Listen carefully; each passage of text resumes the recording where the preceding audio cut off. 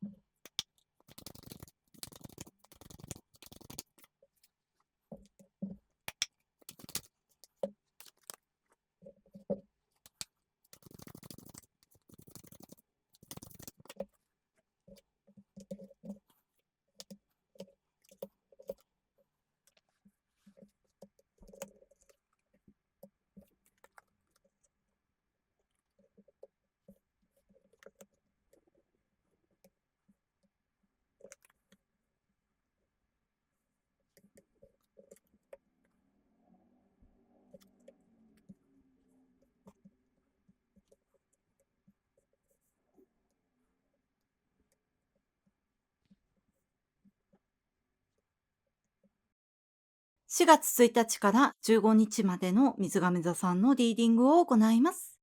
まずこちらに2回連続でカップの9、ラッキーカードが出ております。そして渡りガラスのカードも出ておりまして、この時期いつもに増して直感的。このカードにシンクロと書かれてますけれども、このカードの中でも数字のシンクロがカップの9、ペンタクルの9と9が2枚。ですので、この時期は9番ととても良いご縁があると思うんですが、こういう数字などで偶然シンクロしたものを見た後に、とても重要なメッセージを受け取る。その重要なメッセージというのも、この時期は特にあなた自身の恋愛や対人関係に関すること、そしてお家のことでとても大きなメッセージがあるのかなって思ったのと、あとお仕事でも特にコミュニケーションに関して次につながる大きな出来事があるんじゃないかなって思います。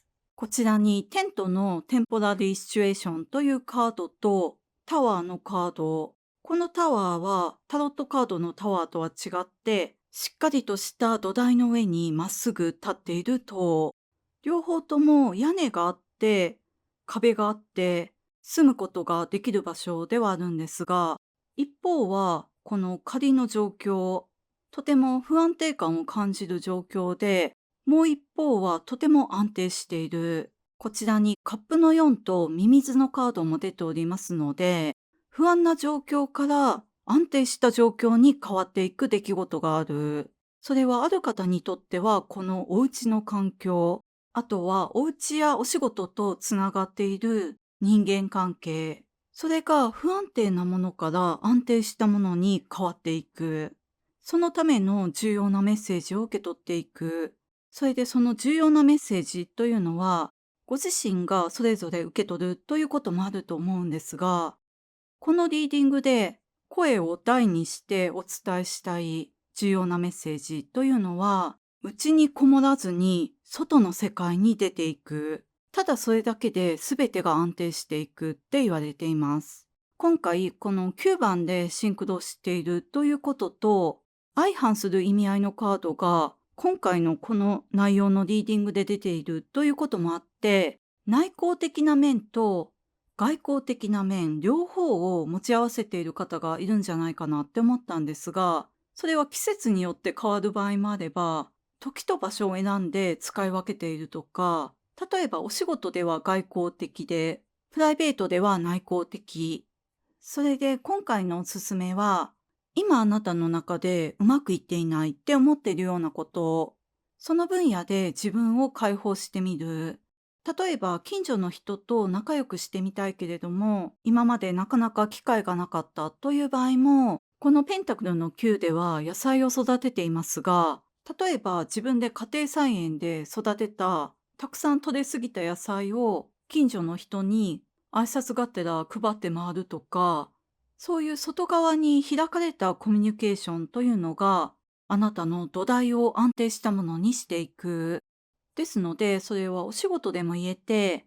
この時は引っ込み思案にならないというのが重要で、そのお仕事を成功させたい場合は、とにかく外交的でいる。自分がこうだと思うこともそうですが、自分の成果の出し惜しみをしない。自分の能力も出し惜しみせずアピールしていくと、それを見てくれている人が必ずいて、あなたの取り組みが成功していく。そして引っ込み思案にならないというのは恋愛でも言えて、この時は外の世界に出ていけば出ていくほど、人とコミュニケーションを取れば取るほど、人を引き寄せていくし、あなたの魅力も磨かれていく。そしてこの組み合わせから言うと、この恋愛も仮の状況にあった方がいるのかなって思ったんですが、その仮の状況というのも、例えば社内恋愛をしていて、周りの人にその恋愛を隠していたという場合でも、この時それがとても良い形で周りの人にこの外の世界に知られていくんじゃないかなって思います。そして周りの人たちに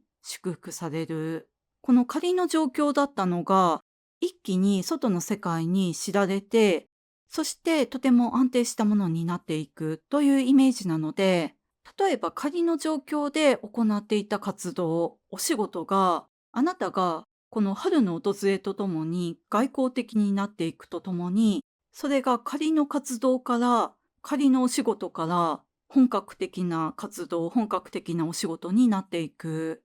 このペンタクルの9では野菜を育てて刈り取っていますが、何かを作ることが趣味の方、お仕事の方、多くいらっしゃると思うので、この時収穫したもの、作り上げたものというのをぜひ惜しまずに誰かとシェアしてみてください。